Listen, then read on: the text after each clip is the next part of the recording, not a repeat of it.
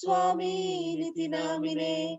Nama Om Vishnupadaya Krishna Prishtaya Bhutale Srimate Jai Pataka Swami Niti Namine. Namaha Acharya Padaya Nitai Kripa Pradayine Gaura Katha Bhamadaya Nagara Gram Tarine.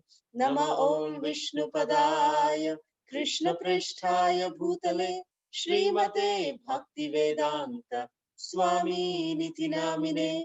Namaste Saraswati Deve Gauravani Pracharine Nirvishesha Shunyavadi Paschatya Deshatarine. Jaya Shri Krishna Chaitanya Prabhu Nityananda Shri Advaita Gadadhara Shrivasadi Gaura Bhakta Vrinda. Hare Krishna, Krishna Krishna, Hare Hare, Hare Rama, Rama Rama, Hare Hare. Again, we welcome our YouTube Live listeners, our listeners over Facebook Live, and our listeners over Zoom. Welcome to day 9 of Sri Navadvipa Mandal Parikrama. Hare Krishna. Can we have the slides, please? So we will be going today from Modadrumadvipa that we were yesterday. We'll continue Modadrumadvipa to Rudradvipa. Modadrumadvipa signifies the devotional service of Dasyam, and Rudradvipa signifies the devotional service of Sakhyam. So next slide, please. Next slide. Yes. So right now we are at Modadrumadvipa.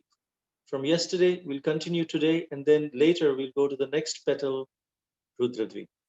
Next slide, please. So yesterday we saw how in Modadrumadvipa, Lord Ram revealed to Sita Devi and Lakshman the beautiful, wonderful dancing form of Lord Gauranga in this very place in Modadrumadvipa when they were walking all over India. Next slide, please. Today, we start from a place called Pratapnagar. Pratapnagar is the place of in Modadrumadvipa where devotees take rest in the night, and next day morning we start from Pratapnagar to go further, deeper into the realms of Modadrumadvipa. Today, we'll go from Pratapnagar in Modadrumadvipa to Belpukur in Rudradvipa, a total of 17 kilometers. It's a long walk today. So very, very long walk. So please, let us gather all our energy. And in this long walk, we will have the blessings and lot of katha that we will share with all of you. So how the road will pass, you will not even realize it. Okay, so with that, we will start. So yesterday, the next slide, please, we took darshan of the most blessed place of Pandavas at Modadrumadvipa, Mahatpura, and we also stayed in a nearby village again called Pratapnagar. Today our parikrama will start from there, and we will next go and visit the most wonderful village called Belpukur.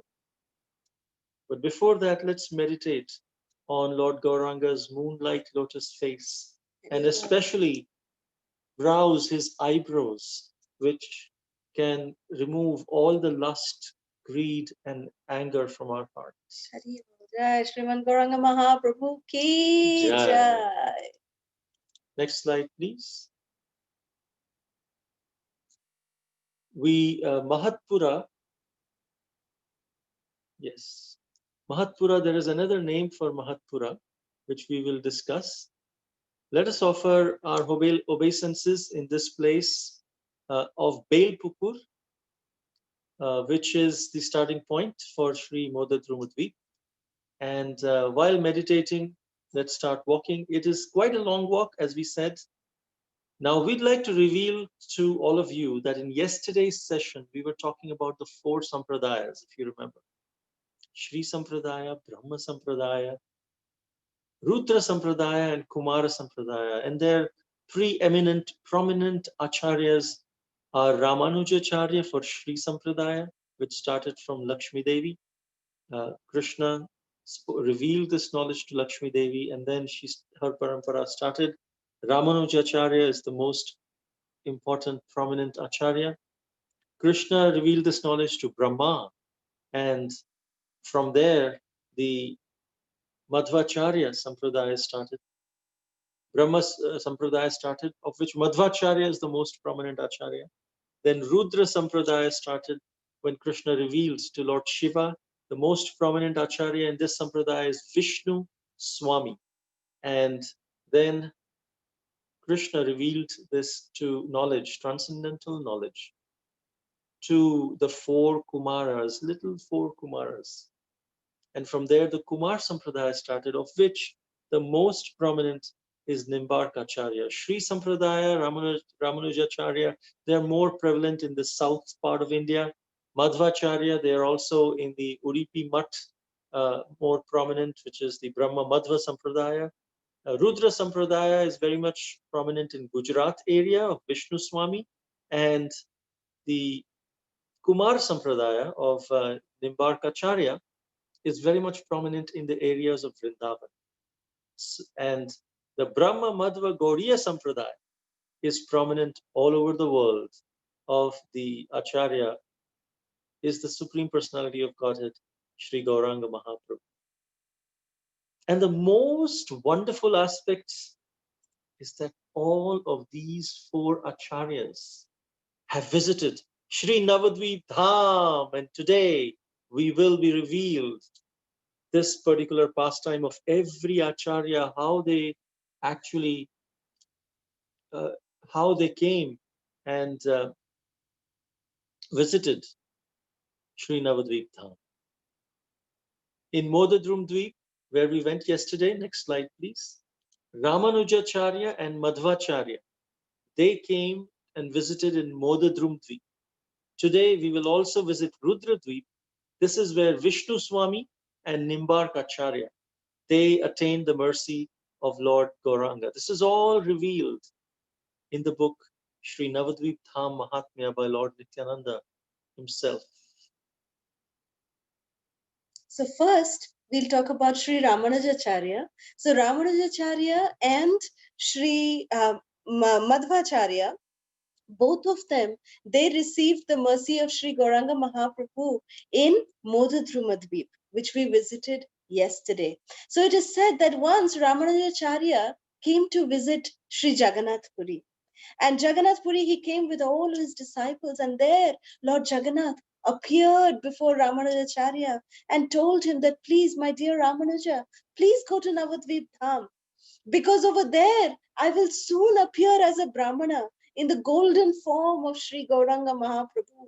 And the entire spiritual sky is actually situated within Navadvipa Dham. And it is very, very dear to me, that abode. So as you are my eternal servant and a very leading devotee, you should see Navadvipa Dham. So let your students from here, let they go to Kurmakshetra, and you go to Navadvip, and then later you can join them back in Kurmakshetra. But for now, go to Navadvip Dham. So when, Lord Jagannath spoke in this way to Ramanujacharya, and Ramanujacharya was told by Lord Jagannath, he said, in one portion of the Navadvip Dham, it contains Sri Ranga Kshetra, Sri Venkata Tirupati Balaji Kshetra, and the Yadavachala is present in Navadvip Dham, in this place called Modadrumadvipa. So please go there and see for yourself the golden form of Lord Chaitanya. So then with folded hands, Ramanujacharya immediately, he left for Navadvip Dham, and he came there. He came here to this island of Modadrumadvipa, from where we are starting our parikrama today, from Pratapnagar. And there, Lord Sri Ramanujacharya, he started meditating. And that time, the Lord, completely merciful to Ramanujacharya, he appeared, in front of Sri Ramanujacharya. Can we have the next slide, please? I'd like to make a comment. I really love the way Kalasudha is very respectfully taking the name of Sri Ramanujacharya. And it's not Ramanujacharya, it's Ramanujacharya. Thank you for that pronunciation. So you can see here, Srila Ramanujacharya, he was instructed by Lord Jagannath to come to Navadvipa Dham. And hearing this word, immediately Ramanujacharya, he came from Jagannath Puri. He came to Modadrumadvipa in Navadvipa Dham. And when he came there, he he was actually mercifully, Lord Chaitanya first appeared to him as, with Shri Bhu and Neela Devi. He came as Lord Narayan in front of Srila Ramanujacharya. And then the Lord Ramanujacharya, the Lord really manifested this beautiful form of Sri Gauranga Mahaprabhu, immediately transformed and appeared in front of Ramanujacharya in this way.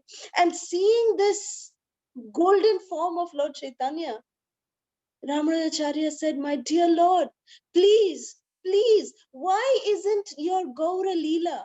Why isn't it clearly described in the scriptures? I have studied the scriptures. It is there in very secret way. If I have your permission, can I make it, prominent to everyone? May I please do that so that your glories will be revealed to everybody, my dear Lord?" And then Lord Chaitanya said, "No, no, please. I have not yet made my appearance. So please keep this as a secret, because you see, I am coming in this golden form as my own devotee. And I'm coming to propagate the holy names of the Lord. So please do not reveal this. I am a hidden incarnation. So only very fortunate people will know about it. But you know this in your heart. But you go around, you then, Lord Jagannath, Lord Chaitanya, he then secretly, Ramanujacharya, he secretly cultured his attraction for Sri Navadvipa Dham, so that Gauranga Mahaprabhu's, pastimes are not revealed prematurely. Then, Ramanujacharya, of course, he stayed for some time in Navadvip Dham, in Modadrumadvipa. And then, you know, when he was not willing to leave Navadvip Dham. So at that time, Gauranga Mahaprabhu said, "Oh, my dear son of Keshava," Ramanujacharya's father's name is Keshava.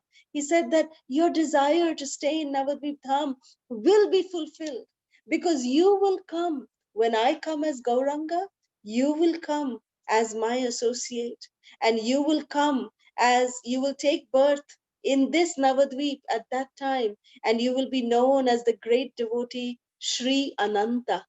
So in Gaura Leela, Ramanujacharya appeared as this beautiful Brahmana who would always be, near Lord Chaitanya as this wonderful devotee.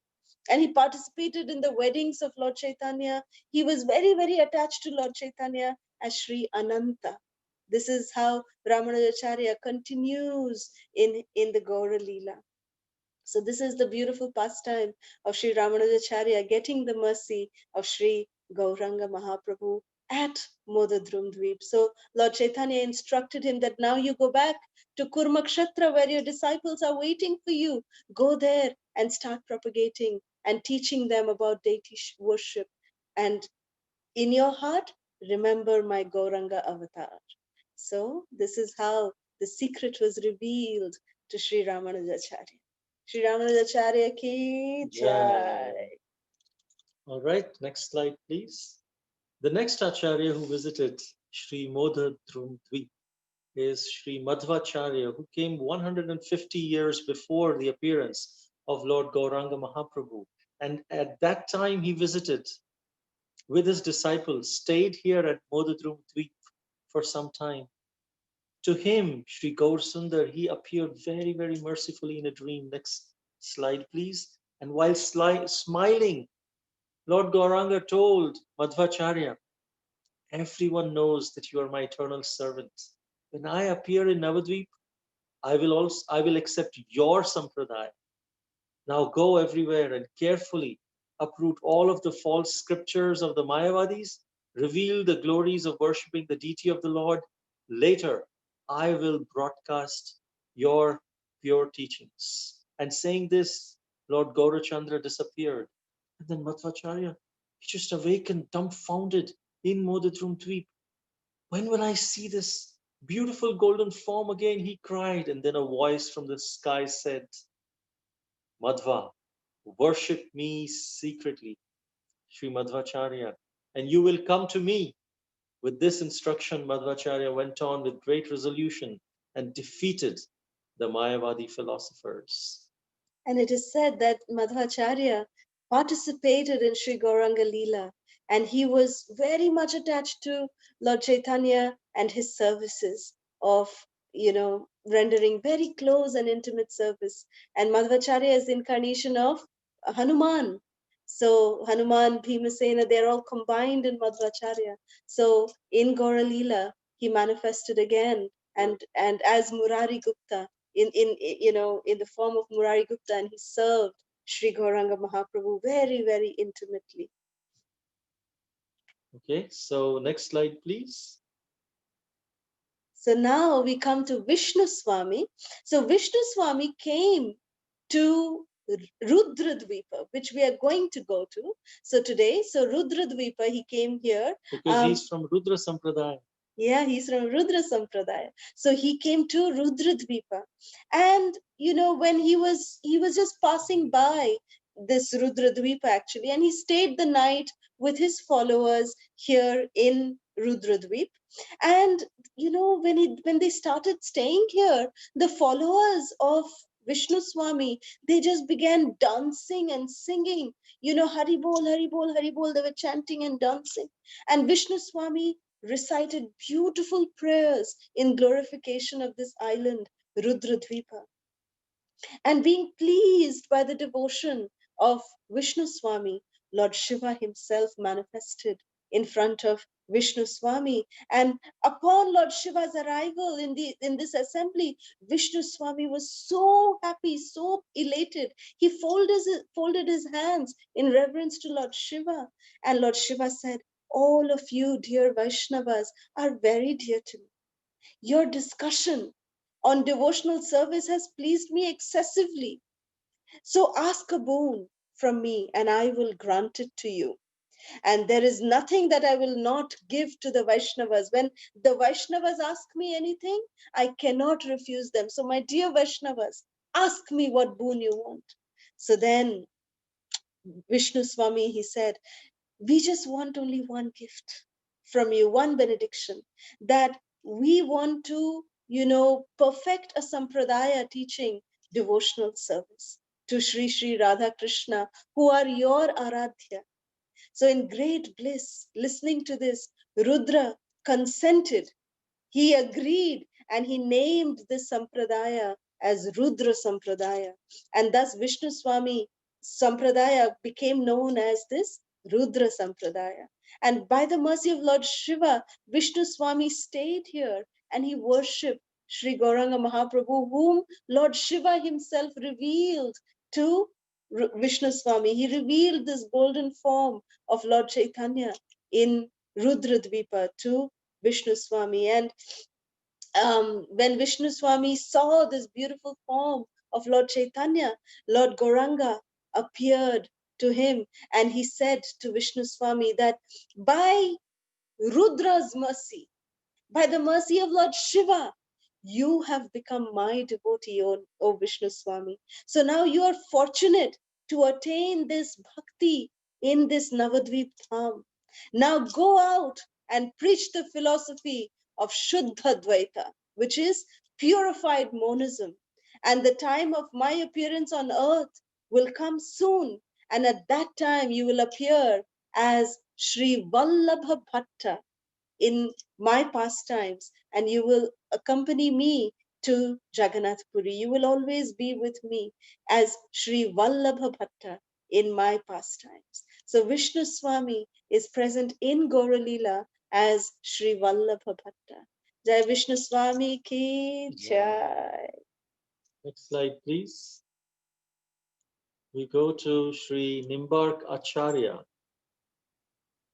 He also appeared Lord Gauranga revealed himself in Rudradvipa. One time, some of the Brahmana devotees of Lord Shiva, they worshipped Lord Shiva by offering the leaves of his favorite tree. What is his favorite tree?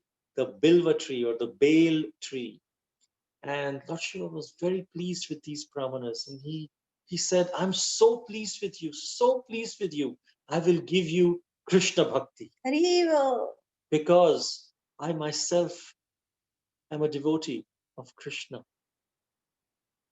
And amongst those worshippers was a Brahmana named Nimbarka. This Nimbarka, he was very, very attentive in his worship, and Lord Shiva spoke to him. Next slide, please. That at the edge of this village is a sacred Bilva forest. As you can see on the right, there is the Bilva forest. Within that forest, there are 4 Kumaras who are sitting in meditation. By the mercy of these 4 Kumaras, you will receive transcendental knowledge. In fact, they are your gurus. They are not more than 5 years old, but they are your gurus. By serving them, go serve them, you will receive them all that is the most valuable. And then Lord Shiva just disappeared. Nimbarkacharya, he searched all throughout. Where do I find this place? And somehow the Paramatma revealed. The Paramatma is the best GPS. At that time, all it was said is go and look for a forest where there is Bilva Vriksha.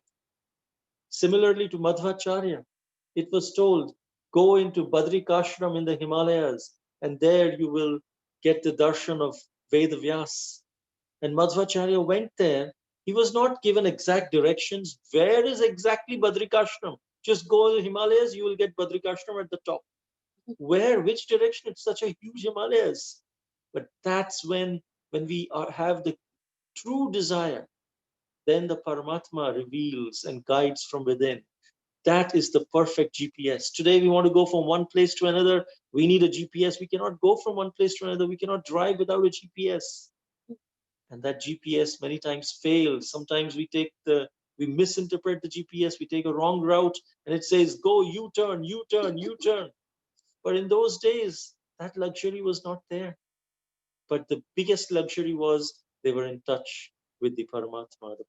They were able to be so subtle. Their senses were so subtle and so sharp. They could hear the voice of the Paramatma. And so Nimbarka searched and found this place because Rudra Dev had blessed him. On this attractive platform in the forest, he saw the 4 brothers, Sanaka, Sananda, Sanatana, and Sanat Kumar. These were sitting unseen by others. They were just discussing Krishna Katha amongst themselves. They had decided they are the sons of Brahma. They had decided we will not grow more than 5 years old. More than that, the body starts developing different kinds of desires and distractions, and we don't want that. It's best to be innocent like 5-year-olds, but their spiritual advancement, their soul they were self-realized souls. They were 5-year-old boy, very bright, very effulgent, as you can see on the right-hand side of this picture. As soon as he saw Bilva Vriksha, 4 baby Kumaras, Nimbarka cried out in excitement, Hare Krishna, Hare Krishna. And on hearing this holy name, the Kumaras, their meditation, it broke. They opened their eyes and saw before them an ideal Vaishnava. Just satisfied by this sight, one after another, they embraced Nimbarkacharya. You are so sincere, but who are you? There's like sincerity is dripping from you.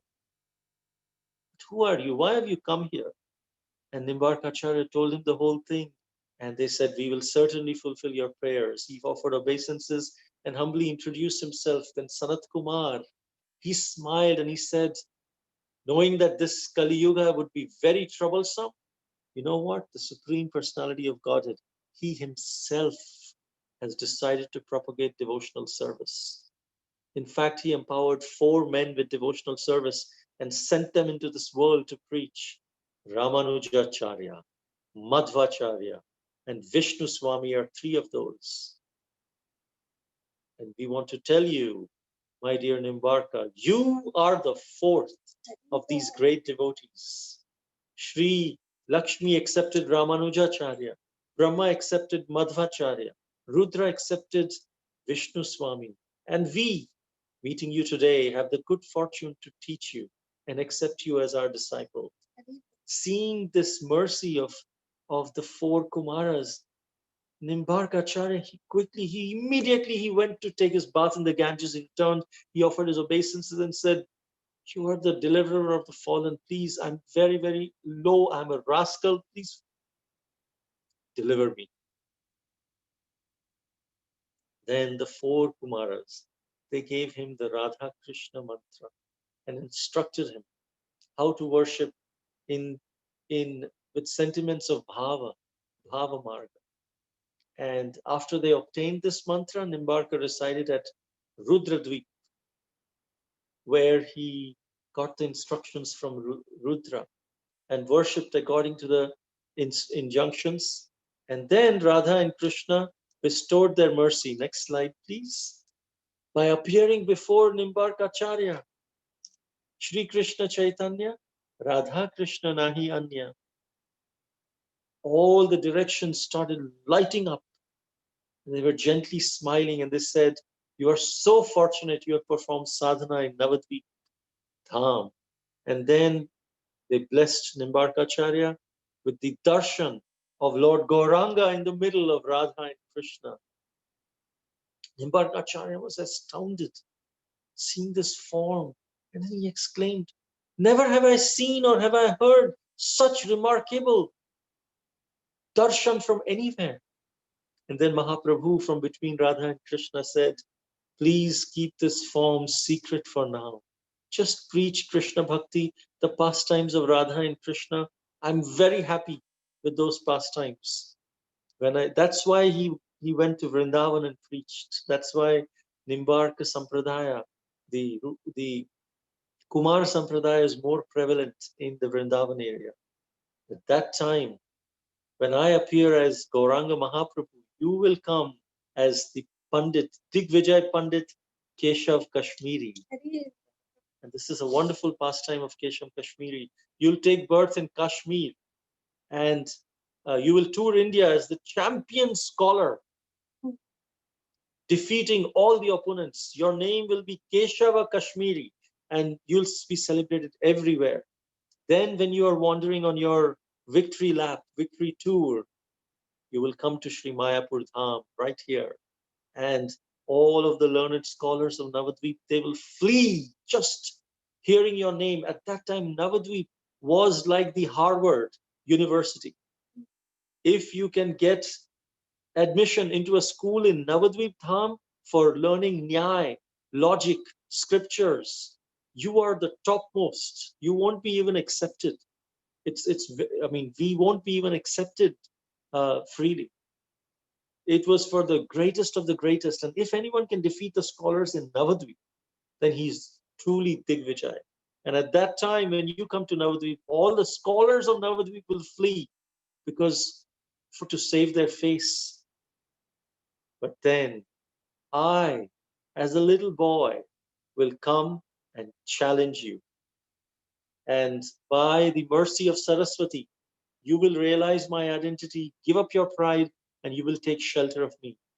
Then I will give you the gift of bhakti, send you to preach devotional service again. So you will be used as an instrument to spread the glories of devotional service. I will make you very famous. Then I will defeat you and give you devotional service. And all of your followers will become devotees. So now you can satisfy me by preaching the philosophy of Advaita, but keep my identity a secret. I will myself at that time preach Vaishnava philosophies from Madhva. And then he started telling Nimbarkacharya how I will preach all these different Vaishnava philosophies. I will take two teachings from each sampradaya. From Madhva, I will receive 2 items. that his complete defeat of the Mayavada philosophy and his service to the deity of Krishna, accepting the deity as a spiritual being, deity worship. From Ramanujacharya, I will accept two teachings: the concept of bhakti, which is unpolluted by karma and jnana, and Vaishnav Seva in Ramanujacharya uh, Sampradaya. From Vishnu Swami Sampradaya, I will take two elements, which is Krishnaika Sharanam, exclusive dependence on Krishna, and the path of Raga. And then Nimbarkacharya, from your Sampradaya, I will receive two excellent principles, which is necessity of taking shelter of Radharani and the high esteem of the gopis' love for Krishna. So now you go and spread these teachings of how Gopi Bhartur Padakamalayur Das Das Das Das, of how the gopis' love is the highest, and how we must take shelter of Srimati Radharani. In this way, after speaking this to Nimbarkacharya, Gauranga Mahaprabhu disappeared. And Nimbarkacharya, he could not do anything except just weep out of love. And then he worshipped the lotus feet of his gurus, the four Kumaras, and he left for preaching Krishna Bhakti. So now that we have understood how all the four sampradayas have their root in Sri Gauranga Mahaprabhu, so seeking the blessings of these four acharyas, we continue our walking. So from Modadrumadvipa, we now arrive at Rudradvipa, which signifies Sakhyam. The next slide, please. So this Rudradvipa, Lord Nityananda, he says to Srila Jiva Goswami, next slide please, that Rudradev was very happy within his heart, knowing that Gauranga Mahaprabhu is going to appear in Nadia, in Navadvipa Dham, and Rudradev, along with his followers, they started dancing, they were doing like Pralaya dance, Lord Rudra, Lord Shiva, Tandav, he was doing. And by the weight of Rudra's very heavy step, the entire earth was shaking. And then, everyone was really fearful that Rudra, what is Rudra doing? So then immediately to pacify Rudra, let's go to the next slide, please. We see that Sri Chaitanya Mahaprabhu appeared and pacified Rudradev and said that when I appear, you, my dear Rudra, will be very, very dear to me, and you will be part of my every particular Leela. So in this Rudradvipa, Sri Rudra is there to, propagate the teachings of Lord Gauranga. And he spreads the love of Lord Gauranga in this particular Rudradvipa. So the first village that we come to in this Rudradvipa is called as Shankarpura. So the Shankarpura has its history. We can have the next slide, please. In fact, Lord Nityananda, he told Jiva Goswami, look at this Rudradvipa, it's so beautiful. And from here, look there, Sri Shankarpura. Even from a distance, this place looks so beautiful on the bank of the Ganges. In fact, this is called Shankarpura because Sri Shankaracharya visited here. He went out to defeat all of the opponents of the Buddhist philosophy on his way to Navadvipa. He arrived, when he came, he arrived here first. Within his heart, he is the topmost Vaishnava. He's none other than Lord Shiva, which Lord Shiva also reveals to Parvati. But he is playing the role of a Mayavadi, a servant of Maya. Actually, he's an incarnation of Shiva. And by the Lord's order, he expertly preached a covered form of Buddhism just to take people away into the folds of the Vedic scriptures. When Shankaracharya came to this place, Gaurachandra appeared to him in a dream and mercifully he spoke to him, Shankaracharya, actually, you are my servant. You are following my orders, you are preaching very effectively this Mayavad doctrine. But as Navadvipa Dham is very dear to me, the Mayavad philosophy has no place here. You are preaching on my behalf, but now I am telling you, don't preach this in Navadvipa Dham. Navadvipa Dham is Srimati Radharani's Dham. How can you say here that all living entities are equal in all respects to the Supreme Personality of Godhead? So don't preach it here. There is a particular place, time, circumstance, and a purpose for which you are doing this. Do it elsewhere. And then, next slide, please. In this Rudradvipa, also, the 11 Rudras, they reside. They're headed by Neela Lohita Shiva. And Rudras, they chant, all of these Rudras, they chant the glories of Gauranga, Gauranga, Gauranga, Gauranga, Gauranga. They constantly, they're just dancing in bliss, Nataraj in one sense. As the devatas, they watch their dancing, they become happy, and then they shower flowers from the sky. Next slide, please. From here, we come to Belpukur. Belpukur is for Bel tree, Bilva tree, which is non-different from Belvan in Vrajadham. In Vrajadham, one of the forests is Belvan. This is Belpukur. This is the appearance place of Mother Sachi, the mother of the universe, the mother of the Lord of the universe, Sri Gauranga Mahaprabhu. Her father's home, Sachi Mata's father's home, is here, which means Lord Gauranga Mahaprabhu's maternal grandfather's home. Sri Nilambar Chakravarti stays here at Belpukur, and his worshipable deity, next slide please, Sri Madan Gopalji resides here in a beautiful temple, and alongside Madan Gopal are the beautiful deities of father and daughter. So this is the residence of Sri Nilambar Chakravarti. Can you go to the next slide, please? Where resides the beautiful deity of Sri Madan Gopal. This is 500 years old deity served by Srila Nilambar Chakravarti, the maternal grandfather, the Nana of Sri Gauranga Mahaprabhu. And then next, you will see that there are the beautiful deities, next slide, of the father and daughter, Nilambar Chakravarti on the right, and his daughter, Sachi Mata on the left, the mother of Lord Gauranga Mahaprabhu. So taking blessings of Shachi Mata and Nilambar Chakravarti and Sri Madan Gopal, we will actually camp here tonight at Belpukur. But this Belpukur is also a very, very beautiful site, because this entire Rudradvipa is said to be Rasasthali of Sri Vrindavan Dham. So can we have the next slide, please?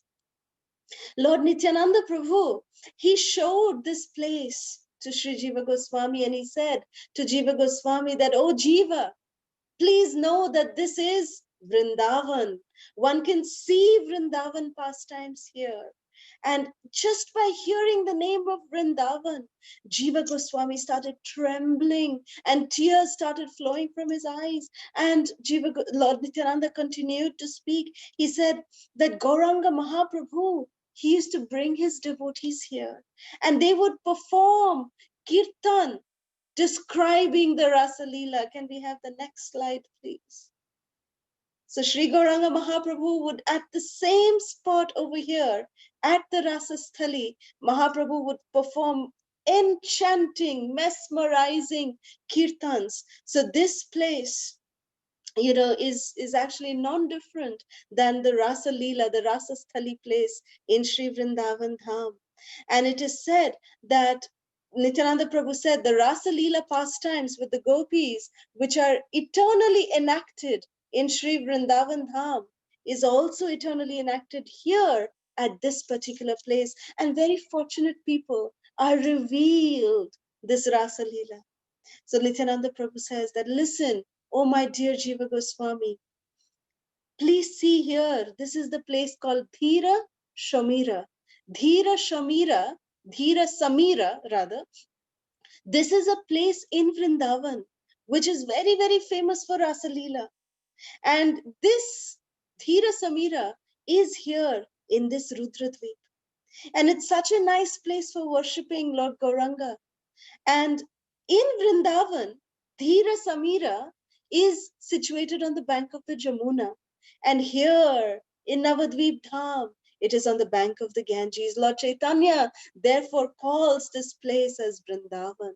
And therefore, Sri Chaitanya Mahaprabhu's pastimes, you should know, my dear Jiva, that these pastimes of Vrindavan are situated in this place and make no distinction between Vrindavan and Navadvip. And can we have the next slide, please? And there's no difference between Radha Krishna and Sri Gauranga Mahaprabhu. No difference at all. Sri Krishna Chaitanya, Radha Krishna Nahi Anya. Lord Chaitanya is non-different than Sri Sri Radha and Krishna. So with this, we come to the end of today's session. Can we end the slideshow, please? And today we will sing a wonderful bhajan on the glories of Lord Gauranga Mahaprabhu. Nachere Nitai Gaura Gunamanya. So this song, just like how we describe the Rasasthali, the Dhira Shamira, it is, we'll just quickly read the translation. The translation says, Nitai and Gaura Gunamani are dancing and dancing with beloved Gadadhar on their left and Shrivas and Advaita on the right. While their associates defeat the stars, they surround the moon of Lord Gauranga. The mridangas and kartals are playing, sweet songs are being sung. The sky is being filled with the chanting of the Harinam.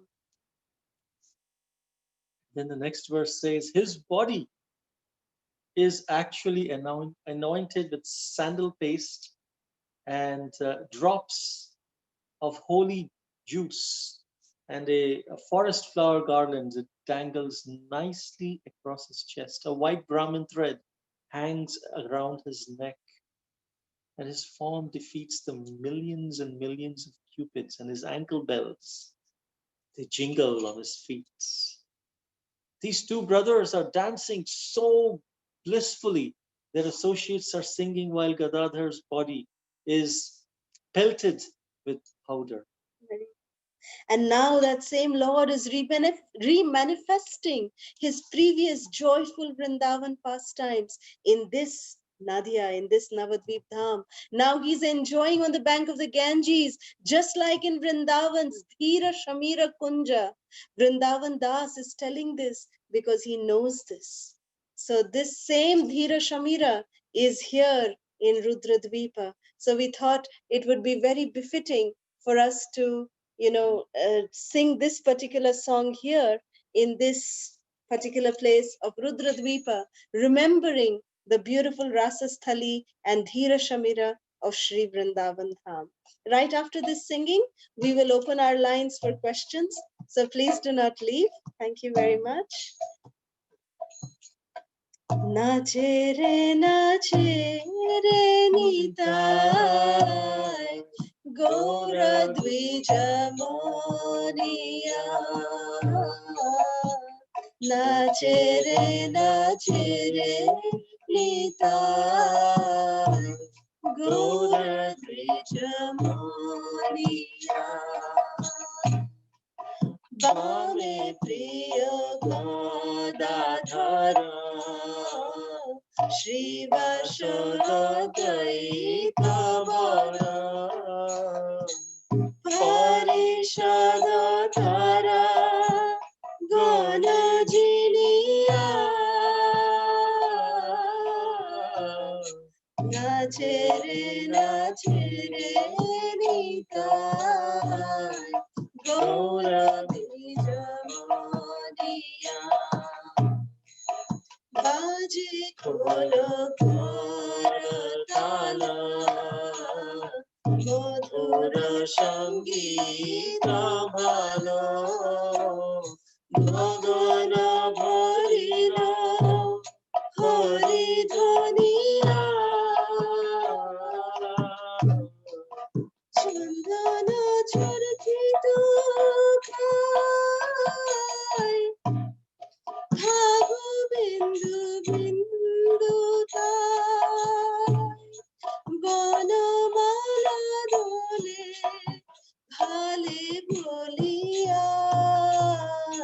nache re nita. Gaura Dija Moniya. Gale Shudro Upavita. Rupa Kotika Vajita. Charane Nupura Rana Raniya.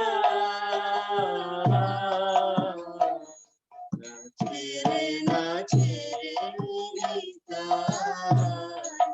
Rudradvipa Dham. Dui bhai nachi jai. Sahajara bhoga. Godadhara ange pore dhuliya. Uravara sholila hebe bahu prakashila. Shri Vrindavana ei nodiya. Nachere nitai. Rudradvipa Moniya.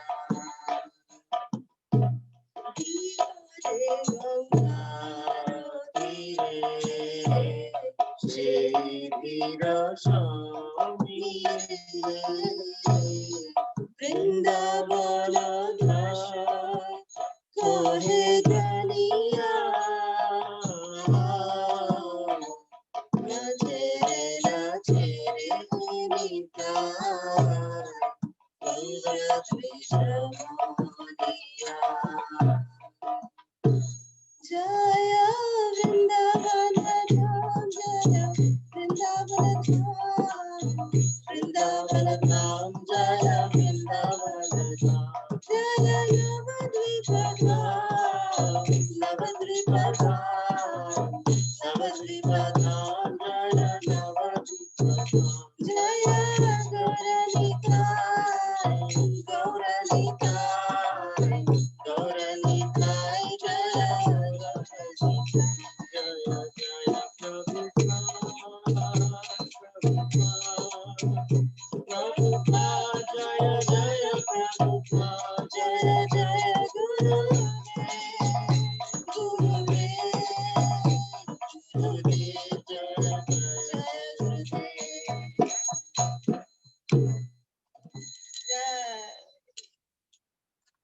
Shri Navadvipa Dham ki jai. Jai. All right, so we can open all the lines for questions and answers, and we will take as many questions as we can. Thank you. Hare Krishna.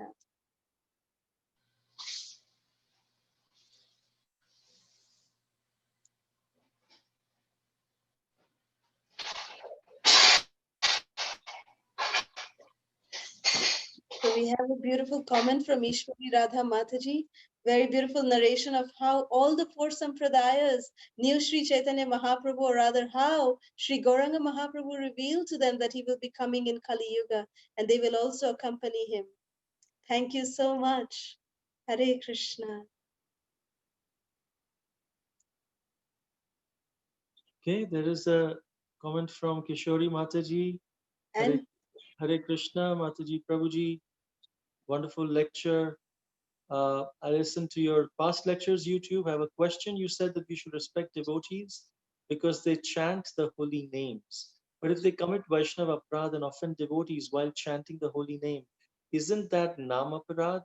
Is this why Vaishnava aparad is known as a mad elephant offense? If these devotees are going against Vaishnava behavior, can we still consider them true Vaishnavas? Do we still greet them with Hare Krishna? Or do we pay our obeisances in our mind to them, then bow down and walk away? Well, Sri Gauranga Mahaprabhu was asked, who is a Vaishnava? When Gauranga Mahaprabhu was in Jagannath Puri, devotees from Bengal used to come and visit Gauranga Mahaprabhu 1 year, especially during Rath Yatra time. So when the devotees from Bengal came 1 year, they asked Mahaprabhu, who is considered to be a Vaishnava? Mahaprabhu said, anyone who chants Krishna's name even once, he is considered to be a Vaishnava. Then next year they came and they asked him, my dear Gauranga Mahaprabhu, next year they asked the same question, who is considered to be a Vaishnava? And Lord Gauranga Mahaprabhu said that anyone who serves other devotees is considered to be a Vaishnava. Then third year they came again and they asked Mahaprabhu, who is a Vaishnava? Mahaprabhu said, seeing whom one becomes a Vaishnava, one becomes inspired to become a Vaishnava just by seeing the darshan, that is a Vaishnava. So Vaishnava is many categories. And yes, yes, it is true that one who chants the holy name, but if we commit Vaishnava aparadhs, then yes, we are, committing Vaishnava aparadh to the holy name as well. But our job, our service is not to judge others. If they are performing Vaishnava aparadh, we should see how we can help them in a compassionate way. Not if we cannot help them, if we are not in a position of authority over them, or if they wouldn't even listen to us, for example, sometimes we don't have that relationship with them, then we should only look at their good qualities. What to speak of a devotee committing aparadh, even a non-devotee, even anyone, everyone, we should only see good in others, like the honeybee mentality. Because anyone who chants the mantra even once is a Vaishnava. And if we are neglecting someone who is chanting the holy names, are we not committing Vaishnava aparadh? If we are neglecting such a person, we may not be willing to take instructions from that person. But if but and we may not be wanting to intimately associate with them, but we should not disrespect them. We should be respectful, and we must, in our mind, look for good qualities in them. Because yes, they may be performing some Vaishnava aparadh, but by continuously serving devotees, if they are continuing to remain in the movement, serving devotees, preaching, serving the holy name, chanting, continuing to chant the holy name, eventually they will get rid of this aparadh. Krishna will show them mercy. That's for Krishna to do. But for us, we should look for the good qualities. We should, yes, maintain distance. We can respect from a distance if we feel that but not associate with their aparadh qualities. If every time we look at them and we say, oh, he did this aparadh, what are we associating with? We are associating with his aparadh.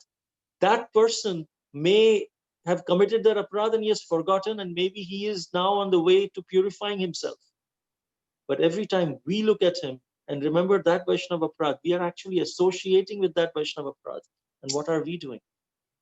We get implicated in that same Vaishnava aparadh by just looking at him and remembering that. So it's a fine balance, but we should be respectful and try to see the good qualities in everyone and ignore the bad qualities in that sense. Very well. Beautiful answer. So we thank all the devotees. Anjali, thank you. Janeshwar Gauranga Prabhu and Varshana Chitra Mataji, Keshavi, Narsingha Gaura Hari Prabhu, and Vrinda Gopika Mataji. We thank you for your beautiful comments. Thank you so much. Anju Mataji. Yeah, Anjali also, yes. So we have Kirti, who first asked us, she wants to share a question. So, and then we have a hand raised from Keshavi, and we also have a question from Meena Mataji. So we will go in that order. So please, Kirti, if you may unmute yourself. Hare Krishna Mataji, this is our altar in our home with Jagannath Yeah. Devi and Kornitai and Nrsimha Bhagawan. So my question is, so Krishna appears in a lot of devotees' dreams. So some devotees' dreams, Krishna might come and tell a message or anything. So um, is there something like you need to be a pure devotee for Krishna to come in your dream, or will Krishna only come to pure devotees, or will Krishna come to any devotee's dream to say something? Depends on Krishna. Krishna is supremely independent. He can choose to come even in the dream of Kamsa. Krishna would come and torture Kamsa even in his dreams. That Kamsa, I'm coming to kill you. So it's up to Krishna who he chooses to come to, whether they are pure devotees, whether they are just new devotees, whether they are demons, whatever they may be. You see, Krishna, he loves everyone equally. But there is a but he gives special favor to his devotees. There's no doubt about that. So who Krishna will appear to, that is totally Krishna's choice. Totally Krishna's choice. And he makes that decision, where he will want to appear, who he will want to appear to. So there is no, just because we are chanting 16 rounds and just because we're doing this for 25 years, doesn't mean that, we can say, oh, Krishna, now you better appear to me. I've been doing this, you better appear to me. No, we can't do that. Krishna is supremely independent. Whatever, he is Abhigya Swarat. So whatever he decides, he will do. And if Krishna appears in our dream, he's watching how we are reacting to that. Yes. Depending on that, he will come again or not. If we become proud, oh, Krishna appeared in my dream, that means I'm a pure devotee. Oh, wow. And then I go and, dance around and tell everyone, you know what, I'm such a pure devotee. Krishna appeared in my dream. And then Krishna would be like, oh, this is not the reason I came in your dream.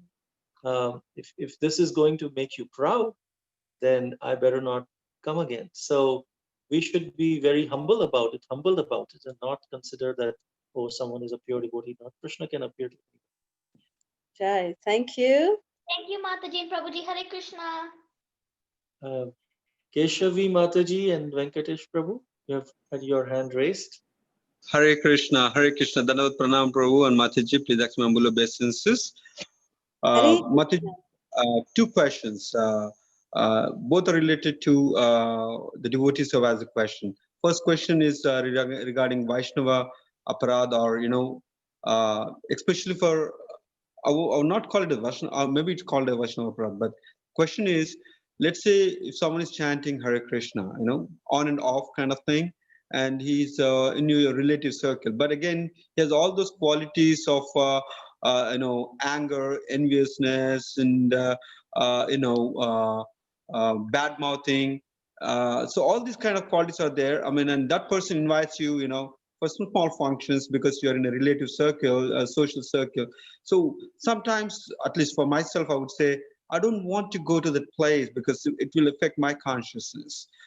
Because, dealing with that kind of a person, I'm not yet elevated to that platform where, my consciousness will not get affected. So is that the right attitude for me to have, or should I accept the invitation and face the situations that might affect my consciousness? That's one question. I'll ask the second question after we answer Mataji. Hare Krishna. Well, it is said that the association of the devotees is the greatest benediction, and it's also the greatest austerity in this Kali Yuga, especially. So that's why, yes, when there are different kinds of devotees. And we are also struggling. Srila Prabhupada mentioned something like, ISKCON is like a hospital. In a hospital, when you go, you see some doctors, you see nurses, but you see so many patients. And when you go inside a hospital, we expect that there will be patients. So And we are also a patient. ISKCON is a hospital where we are also a patient. We are going. Will we stop going to the hospital just because we see so many people are diseased? No. When we go there, we expect, yeah, this is a hospital. There will be diseased people. Let me focus on my disease.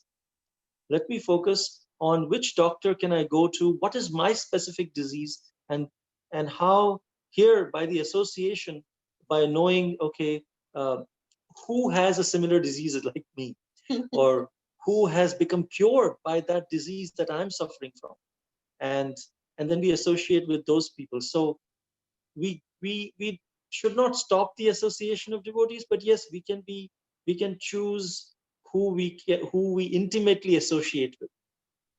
We should not stop going to the hospital, but we can choose which doctor we associate with, which patients we associate with, and so that we can become purified. Because we should remember, we are also deceased, and um, so this part is very important. One time there was a uh, person who asked, okay, who was telling, oh, in this temple, one daughter, I think, was coming to her father and said that, in the temple, so many, when I go there, people just gossip.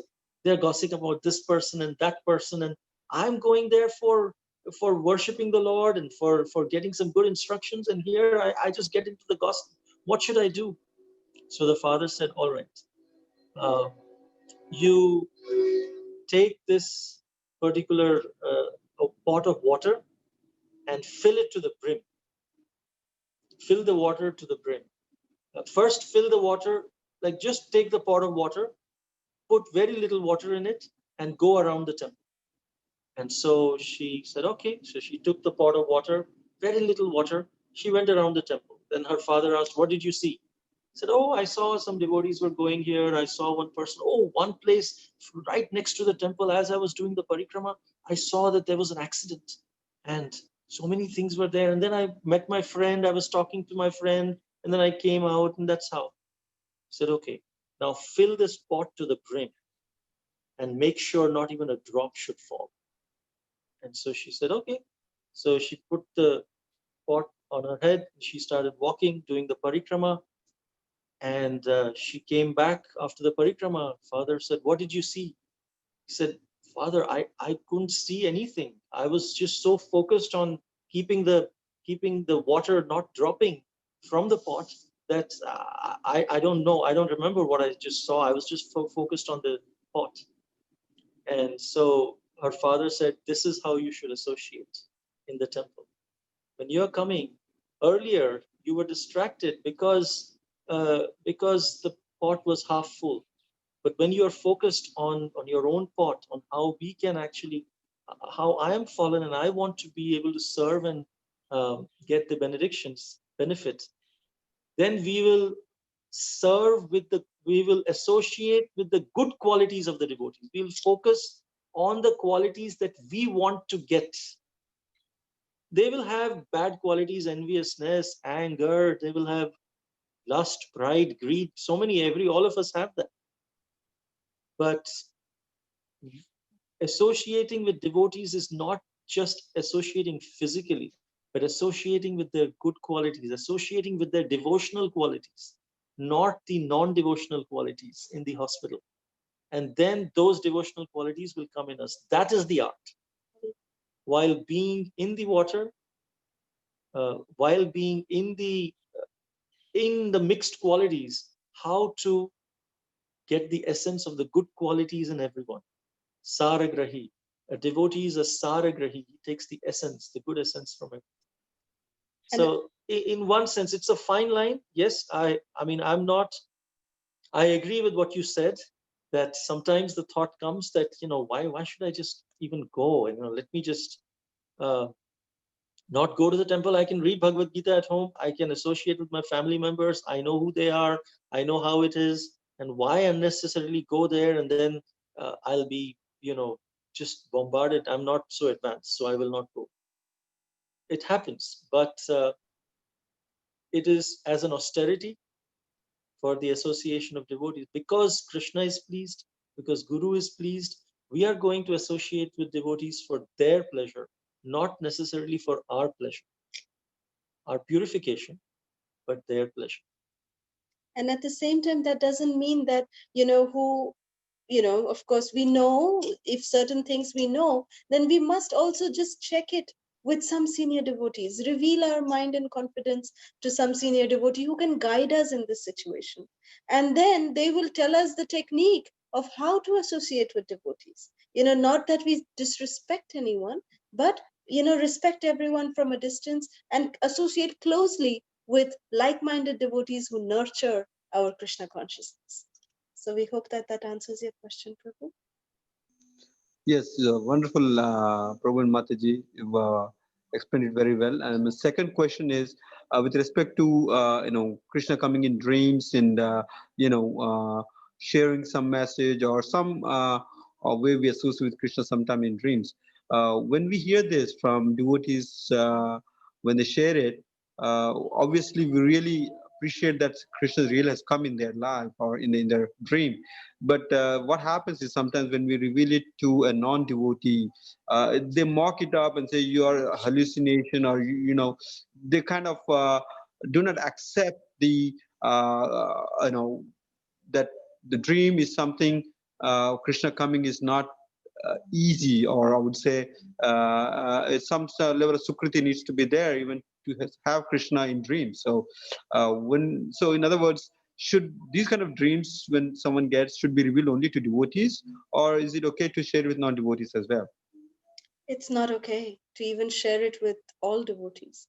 Sometimes, even devotees, misunderstand based on what level, they are at. So therefore, we must not make a public display of such things. Srila Prabhupada was so careful. Srila Prabhupada would never even show his ecstatic emotions in public.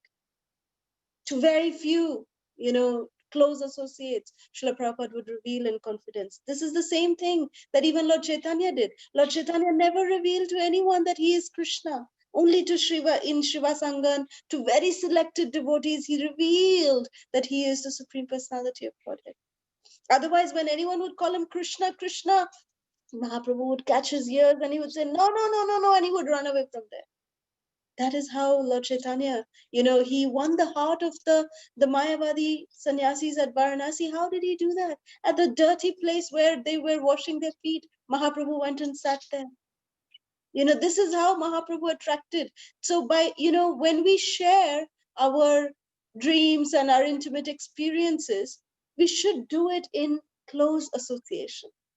We must not make a public display of it. Because when we make a public display of it, we become, for a lack of a better word, it makes it very cheap. The confidentiality, the potency of that lila is, lost in that sense. So therefore, it should be definitely revealed only to select devotees, not made. Because then, when we make a public display of it, then devotees will start glorifying. Then that glorification will reach our brain, and then we'll start flying in 14 worlds. Our egos will be inflated. Our balloons will make us fly.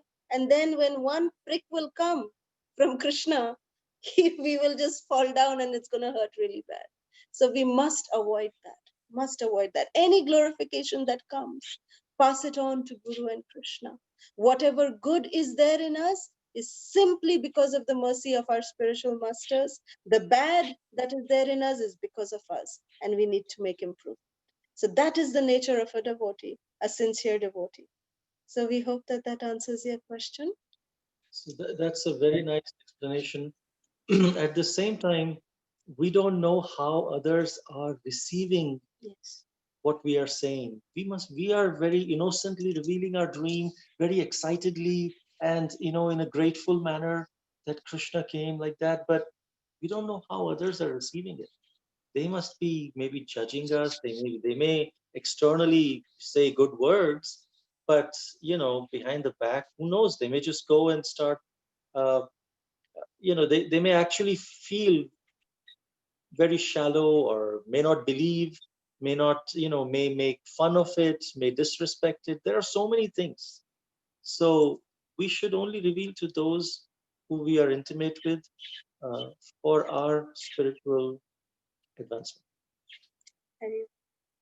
So we have a very nice question from Flavia.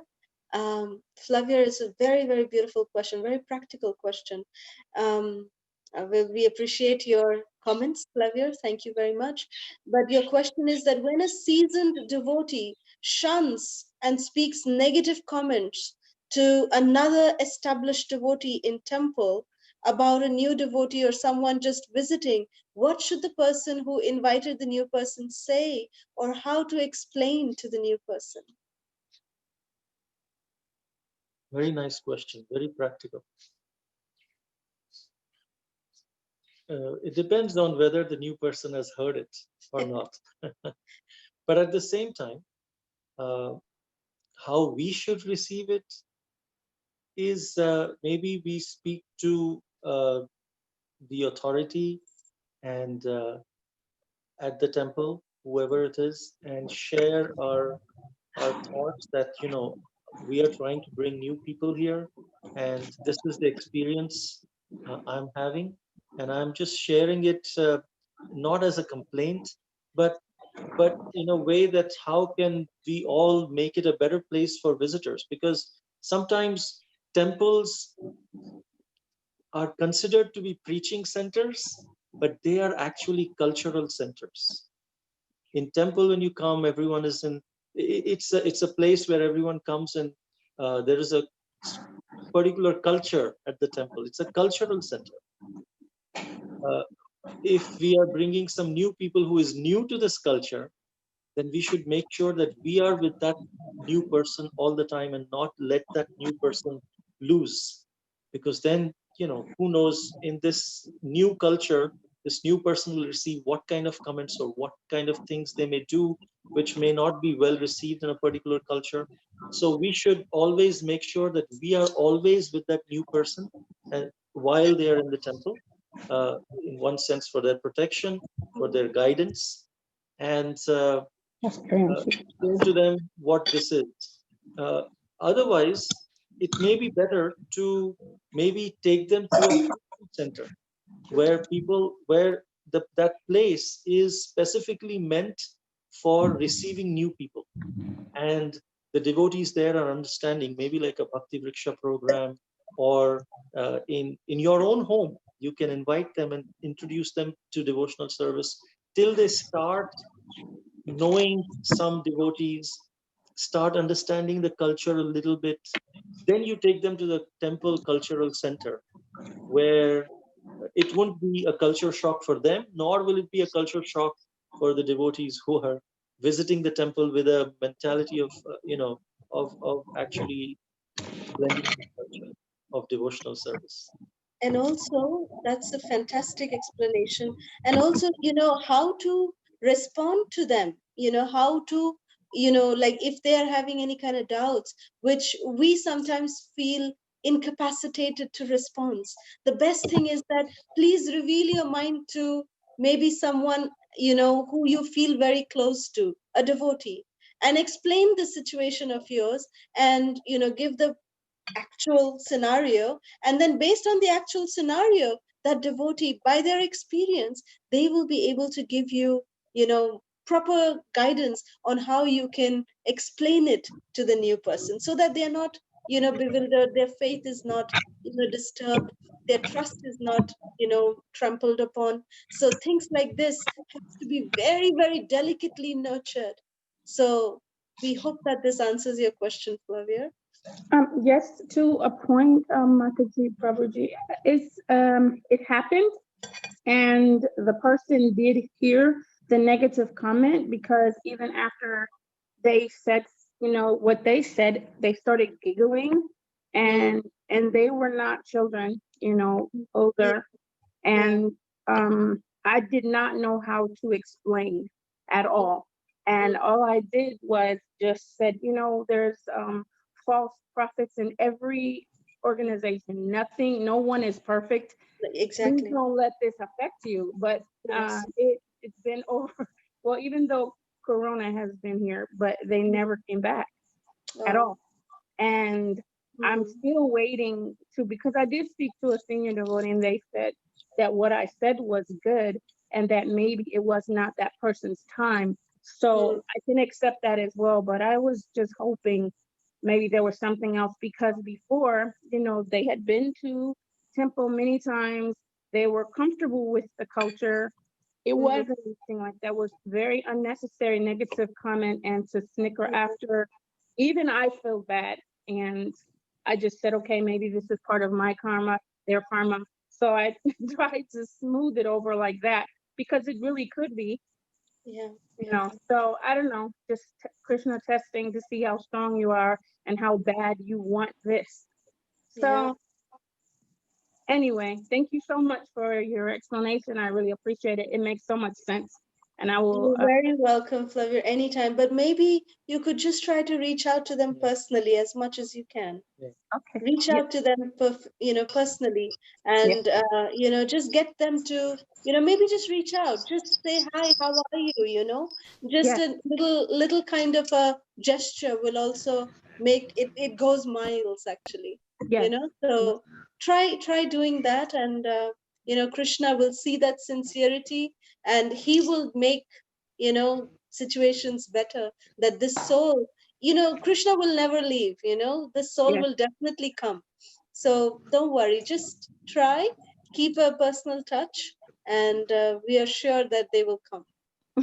Thank you very much. And again, thank you very much, both of you, for your inspiring information and wonderfully explained virtual lesson. Thank you Thank very you. much. Thank Hare you Krishna. for sharing this knowledge with others, bringing new people to the temple, Yes, introducing them to Yes. Srila Prabhupada. That is a very, very uh, benevolent Glorious. thing for you to do. yes. Glorious. Thank you. Glorious. My sister is still on the line today. I'm so happy. Gloria, thank you for Oh, staying. welcome. Hi. This is Haribo. Gloria. Is that Gloria. Gloria? Gloria. Oh, Gloria, welcome. We are so happy that you could join us. Thank you for being with us. Thank you so much. We hope that you are having a good time. Thank you. Okay, we have any more questions? I think there was a question on what is Pushti Marg Oh, yeah. from Anita Mataji. Yes. So, Pushti Marg is actually a sub tradition of the Rudra Sampradaya. And it was more by Sri Vallabhacharya, the Vallabha Bhakta that Lord Chaitanya mentioned. So it is like a sub tradition of, just like Gaudiya Sampradaya is a sub tradition of Brahma Madhva Sampradaya, like that, Pushti Marg is a sub tradition of the Rudra Sampradaya. We hope that helps in the clearing.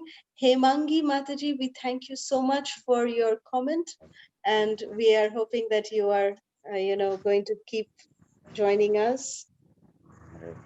Himangi Mataji again. I have one question. How do we overcome fear of judgment? Yes. So how do we overcome the fear that of what others are thinking about me? First way that we can do that is by instead of thinking what others will think about me, let's first think what Krishna will think about me. Mm. And that will give, overcome the fear of what others are thinking about me. If Krishna is happy, everyone will be happy, because Krishna is the root of the tree. You water the root of the tree, the whole tree is satisfied. But if everyone is happy and Krishna is not happy, then we really need to be fearful. But like if you water the branches and the branches and the leaves, but neglect the root, we can never be happy. So we should try to see how I can please Krishna. How I can be looking for what Krishna is thinking about me, and then Krishna will make sure others also think about us the way that will be the best for our spiritual advancement. And in general, to overcome the fear, any fear, the only way we can do that is flood ourselves with gratefulness, with gratitude for positive things that are there in our life. So think about the positive things of going to a person or where you are judging, you are fearing judgment, and focus on the positive things, but not with arrogance. Focus on the positive things with gratitude. Focus on the positive things that you have, that Krishna has given, the qualities that Krishna has given us. They are his qualities, but they are given us, he has given us as a loan. Rather than focusing on our negative qualities, oh, I have this negative quality, so what other will think about me? Let me think of what good qualities I have and be thankful to Krishna. Krishna, thank you, you gave this quality. Let me try to cultivate this gift of yours as much as possible. And we, with gratitude, if we focus on our good qualities, then we'll overcome any kind of fear. That is the only way. There is no other way. If you keep focusing on the negative quality, how to fix the negative quality, how to fix this, what this will think, that will think, it's a big quagmire. Only way is the attitude of gratitude will overcome all fear. Just flood yourself, focus only on the positive things with gratitude. We have to be careful when we focus on positive things, we may become arrogant. Oh, I have this. Oh, I have that also. Oh, wow. And then we go with arrogance. And the opposite of arrogance is fear. So we must, or the consequence of arrogance is that fear comes, because now anyone can burst that arrogant bubble of false ego. So with gratitude, focus on your own positive qualities. And that can be easily done, like Srila Bhaktivinoda Thakur says, Bhaja Hure Mana Shri Nandanandana Abhaya Charanara Vindare. So just taking shelter, by the lotus feet of, Krishna, all our bhaya, our fear will completely dissipate. So we hope that answers your question. Ishwari Radha Mataji, thank you so much for your comment. And Kalanidhi Prabhu, for your comment, we are very grateful. We are humbly accepting your comments and giving it to Srila Prabhupada. You can see his picture there. And our Guru Vargas, it's only because they are the ones who really deserve it.